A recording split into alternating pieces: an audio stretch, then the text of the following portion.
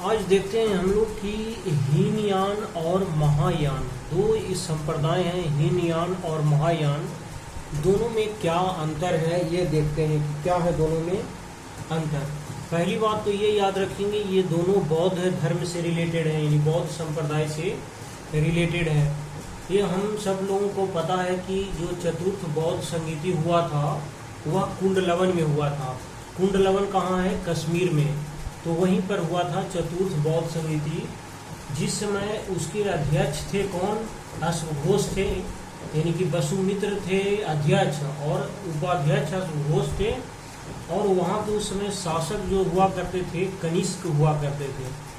उसी समय यानी इसी संगीति के समय बौद्ध धर्म जो है ना स्पष्ट रूप से हीनयान और महायान में बट गया था। तो ये हीनयान और महायान दोनों में अंतर क्या है जो देखते हैं। देखिए, तो हीनयान में क्या है और महायान में अंतर, 1 मिनट में दोनों को समझ लेंगे।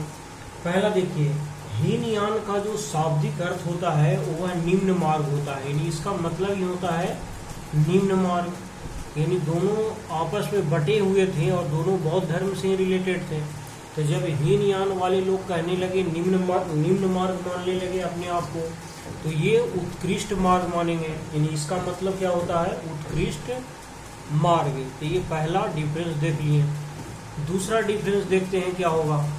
दूसरा, इसमें महात्मा बुद्ध को महापुरुष कहा गया था, यानी महात्मा बुद्ध को यहाँ पुरुष का ही दर्जा था, लेकिन महापुरुष यानी श्रेष्ठ पुरुष का दर्जा दिया गया था। किसमें? हीनयान में। जबकि महायान में जो गौतम बुद्ध थे उनको देवता के रूप में माना गया इनको, यानी इसमें उन्हें देवता माना गया, जबकि इसमें हीनयान में महापुरुष कहा गया। 2 डिफरेंस देख लिए। तीसरा डिफरेंस ये है कि यह जो है व्यक्तिवादी धर्म है, यानी कि व्यक्तिवादी इसका कोई धर्म नहीं था, यानी व्यक्तिवादी धर्म को ये मानने वाले थे, यानी व्यक्ति को ही धर्म मानते थे। इसके अनुसार जो क्या होता था ना कि प्रत्येक व्यक्ति को अपने प्रयत्न यानी परिश्रम से मोक्ष की प्राप्ति होगी।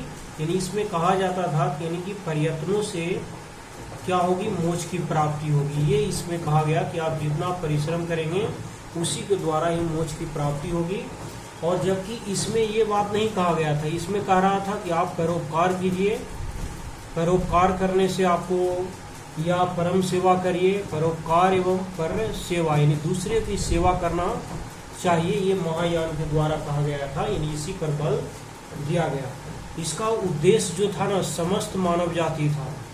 समस्त मानव जाति की समस्त जो मानव जाति है उसकी कल्याण की बात इसमें करता था कि कैसे पूरे मानव समुदाय को कल्याण हो।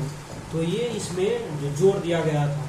दूसरा इसमें नेक्स्ट ये है कि ये जो है हीनयान में मूर्ति पूजा और भक्ति ये सभी को मान्यता नहीं दिया करता था। ये कटपुट से कर देता हूँ, ये इसको वैल्यू नहीं देता था, यानी इस पर ये विश्वास नहीं करता था। जो हीनयान के लोग हुआ करते थे वह मूर्ति पूजा और भक्ति में विश्वास नहीं करते थे। वहीं जो महायान था उसमें आत्मा एवं पुनर्जन्म इस पर विश्वास करता था। इन लोग आत्मा एवं पुनर्जन्म में क्या करता था? ये विश्वास किया करता था। ठीक है। इनकी जो साधना पद्धति है, जो हीनयान की साधना पद्धति, वह बहुत ही कठोर थी।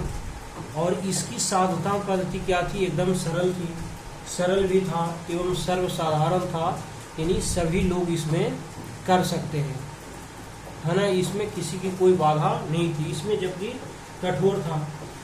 जो हीनयान है उसका जो आदर्श है वह आहर्त था।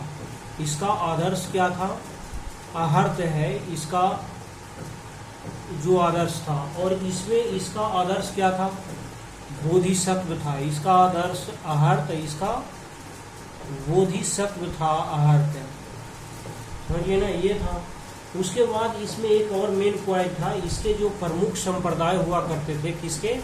हीनयान के प्रमुख संप्रदाय कौन कौन हुए करते थे इसमें? तो वैभाषिक और साथ में एवं सौतांत्रिक इसके संप्रदाय हुआ करते थे। और इसके संप्रदाय क्या थे? शून्यवाद थे। शून्यवाद का मतलब माध्यमिक और दूसरा विज्ञानवाद यानी कि योगाचार, विज्ञानवाद, ये इस पर था। ये मेन बेसिक डिफरेंस था हीनयान और महायान। पहला याद रखेंगे, हीनयान का शाब्दिक अर्थ होता है निम्न मार्ग। दूसरा जो इसका महायान का शाब्दिक अर्थ होता है उत्कृष्ट मार्ग। इसमें महात्मा बुद्ध को महापुरुष से माना जाता था, जबकि इसमें इनको देवता के रूप में माना गया। इसमें है जो व्यक्तिवादी धर्म है, इसके अनुसार प्रत्येक व्यक्ति को प्रयत्नों से ही मोक्ष की प्राप्ति होती है, जबकि इसमें मोक्ष की प्राप्ति परोपकार से एवं पर सेवा से होता था। इसका उद्देश्य जितने भी मानव समस्त जाति उसकी कल्याण है। इसमें मूर्ति पूजा और भक्ति पर ये विश्वास नहीं करते थे, ये आत्मा और पुनर्जन्म में विश्वास करते थे हीनयान। इसकी साधना पद्धति एकदम कठोर थी, इसकी सरल थी और सर्वसाधारण थी, है ना। इसके आहार, इसका जो आदर्श था, आहार था, इसका आदर्श बोधिसत्व था। और इसके जो संप्रदाय थे वैभाषिक और स्वतांत्रिक था। और जो महायान का क्या था, यानी कि संप्रदाय था वह शून्यवाद, यानी इसी को बोलते हैं माध्यमिक, और दूसरा विज्ञानवाद यानी योगाचार।